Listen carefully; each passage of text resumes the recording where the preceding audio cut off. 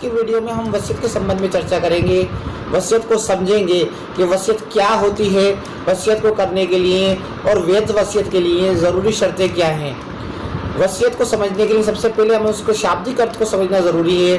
वसीयत को अंग्रेज़ी भाषा में विल और हिंदी भाषा में इच्छा पत्र कहते हैं। वसीयत एक ऐसा दस्तावेज होता है जिसके माध्यम से वसीयतकर्ता एक जीवित व्यक्ति अपनी संपत्ति के बारे में व्यवस्था करता है कि उसकी मृत्यु के पश्चात अर्थात उसके जीवन काल के पश्चात उसकी संपत्ति का उपयोग किन व्यक्तियों द्वारा और किस प्रकार किया जाए। वसीयत करने के लिए ज़रूरी चीज़ ये है कि वसीयतकर्ता का स्थिर बुद्धि में होना, स्वस्थ चित्त होना, स्वस्थ मस्तिष्क का होना, शून्य समझने की क्षमता होना और बिना किसी नशे पत्ते की वसीयत करना, पूरे होश हवास में होना और बालिग अवस्था में होना ज़रूरी है।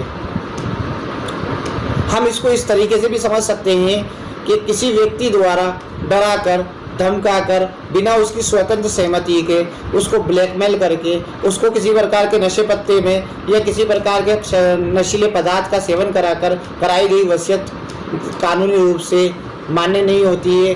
उसको किसी भी भारतीय कानून के अंतर्गत स्थापित न्यायालय में चैलेंज किया जा सकता है और उसको निरस्त कराया जा सकता है।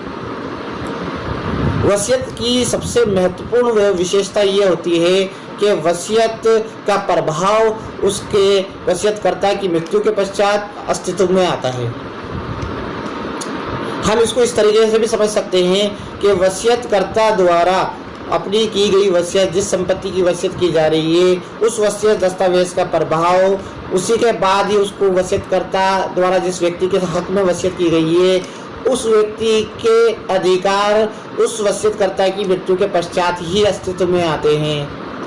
उससे पूर्व वसीयतकर्ता अपनी जिस संपत्ति की वसीयत की गई है उस वसीयत को किसी भी तरीके से परिवर्तित कर सकता है, किसी भी तरीके से बदल सकता है और किसी भी तरीके से उसको निरस्त करके पूरी की पूरी वसीयत ही चेंज करके और दूसरी वसीयत किसी अन्य व्यक्ति के पक्ष में तैयार करा सकता है।